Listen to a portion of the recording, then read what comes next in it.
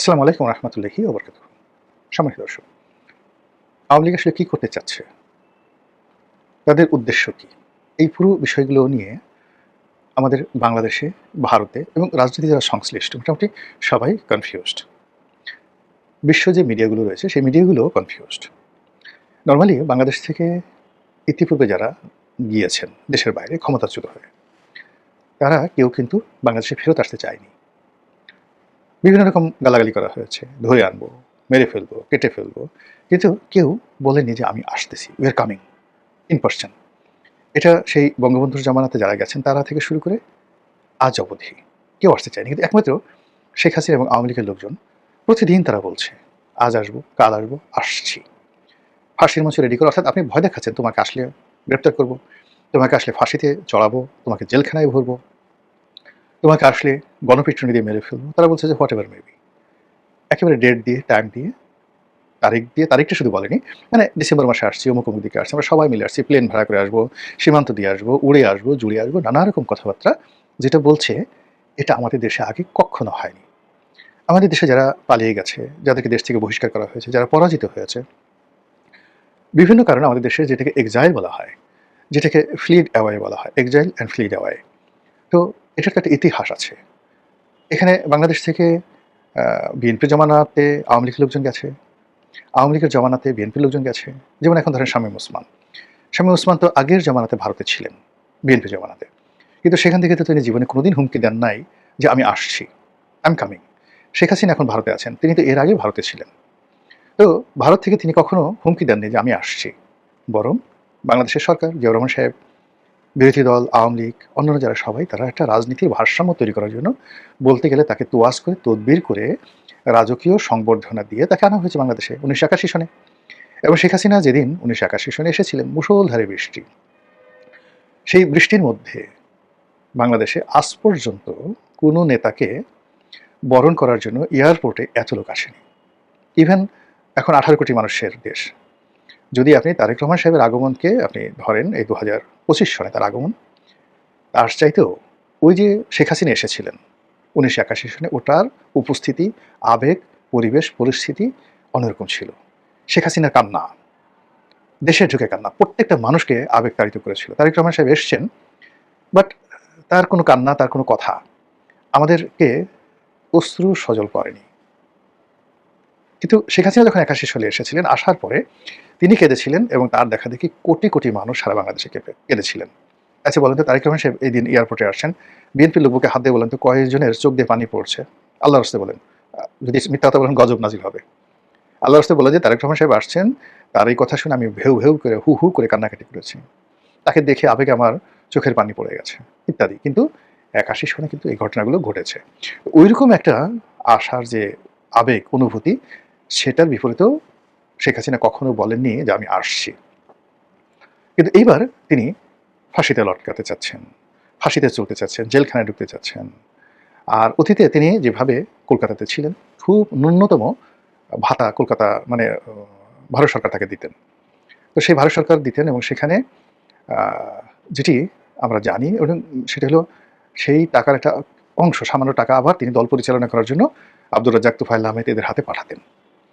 তারপরে সেই টাকা দিয়ে বাজার করতেন এবং ওয়াজেদ মিয়া উনি নরম চালের ভাত খেতেন, তার জন্য নরম চাল কেনা হতো, আর উনি মোটা চালের ভাত খেতেন শেখ হাসিনা। এত লিমিটেড ছিল তাদের ইনকাম। কিন্তু এবার কি? এবার তো উনি 14 পুরুষ বিদেশে বসে খেতে পারবেন। প্লাস ওখানে ভারত সরকার তাকে রাষ্ট্রপ্রধান, সরকার প্রধানের মর্যাদায় রেখেছে, জেড ক্যাটাগরি সিকিউরিটি দিচ্ছে। কি না আছে সেখানে? মানে ওই জায়গা থেকে কেউ থাকলে বলে যে না গো বাবা, আমার যাওয়ার দরকার নেই, আমি এখন এখানে আছি, সারা জীবন এখানেই রাজকীয় মেহমান হিসেবে থাকবো। কিন্তু সেগুলো ছেড়ে তিনি জেলখানাতে আসতে চাচ্ছেন, তিনি এনসিপির লোকজন নাসিরুদ্দিন পাটোয়ারিরা তাকে মারবে, তিনি সেই মার খেতে চাচ্ছেন, ঢিল খেতে চাচ্ছেন। এটা বিশ্বের যারা লোকজন রয়েছেন তারা মিলাতে পারছে না। হোয়াই ইট ইজ হ্যাপেনিং, কেন এই জিনিসগুলো ঘটছে? এক। 2 নম্বর হলো যে আওয়ামী লীগের দেশের ভিতরে যারা লোকজন রয়েছে তাদের মধ্যে অনেক গ্রুপিং ছিল, শত্রুতা ছিল, একে অপরের প্রতি বৃষদগার ছিল, মারামারি করতে, কাটাকাটি করতে। এখন সব বাদ।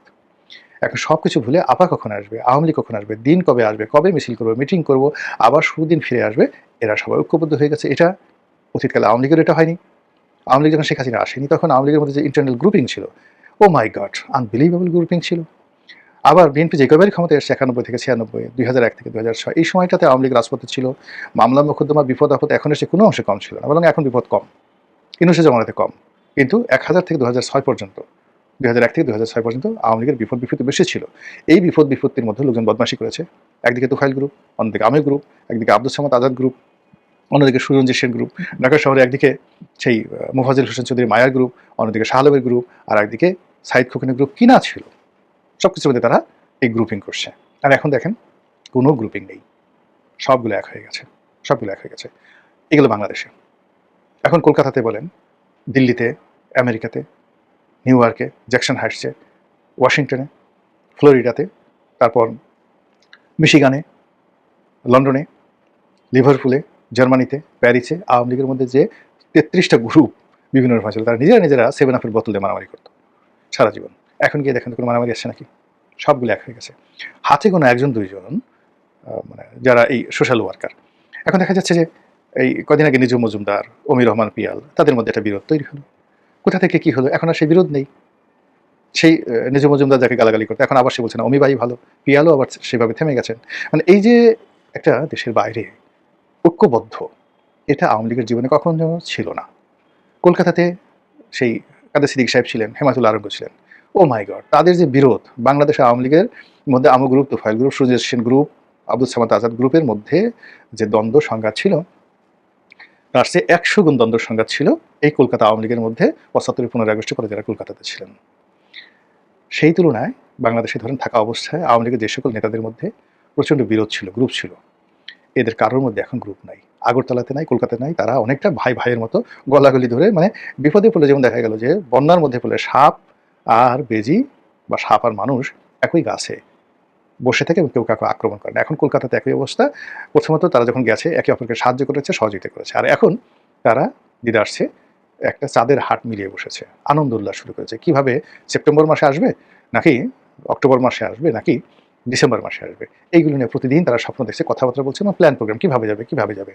আবার যারা একটু জানে নেত্রীর সাথে দেখা করে আসে বা শেখ হাসিনার সঙ্গে দেখা করে আসে, তারা এক ধরনের কথা বলে, যারা নেত্রীর সঙ্গে টেলিফোনে কথা বলে তারা এক ধরনের আবেগ, যারা কথা বলতে পারে না তারা যারা কথা বলে তাদের সঙ্গে শুনে, এবং নিজেরা সেই চা, সিঙ্গারা, সমোসা, দিল্লি কা লাড্ডু এবং কলকাতার সেই বিখ্যাত যে খাবারগুলো, সেই খাবারগুলো খেয়ে একটা নিদারুণ আনন্দ উৎসব এবং আমেজের মধ্যে তারা দিন কাটাচ্ছে। এবং এই খবরগুলো গোয়েন্দা চ্যানেলে সরকার জেনে যাচ্ছে, বাংলাদেশের বিএনপি যারা নেতাকর্মী রয়েছেন তারা জানছে, এবং সব মিলিয়ে একটা কন্ট্রাস্ট তৈরি হচ্ছে। ওইদিকে আওয়ামী লীগের লোকজনের আনন্দ, এদিকে আওয়ামী লীগের লোকজনের আনন্দ, এদিকে বিএনপির ক্ষমতার গরম, তার সঙ্গে সঙ্গে আবার পেছন দিক থেকে যে কোনো সময় যে কোনো দুর্ঘটনা ঘটতে পারে, আওয়ামী লীগ ঢুকে পড়তে পারে, জামাত তাদের সঙ্গে মিলে যেতে পারে।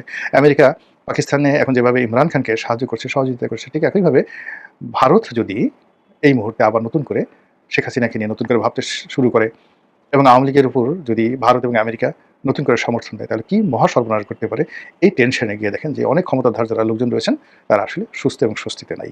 তো দেখা যাক, রাজনীতি এটা খুবই খাতারনাক, বহুত খাতারনাক বিষয়, তারপরে ডেঞ্জারাস বিষয়, আনসার্টেন বিষয়, এবং সেখানে এই আনসার্টেনের মধ্যে যারা রাজনৈতিক নেতৃত্ব সম্পন্ন তারা তাদের সুযোগগুলো বের করে নিয়ে আসে।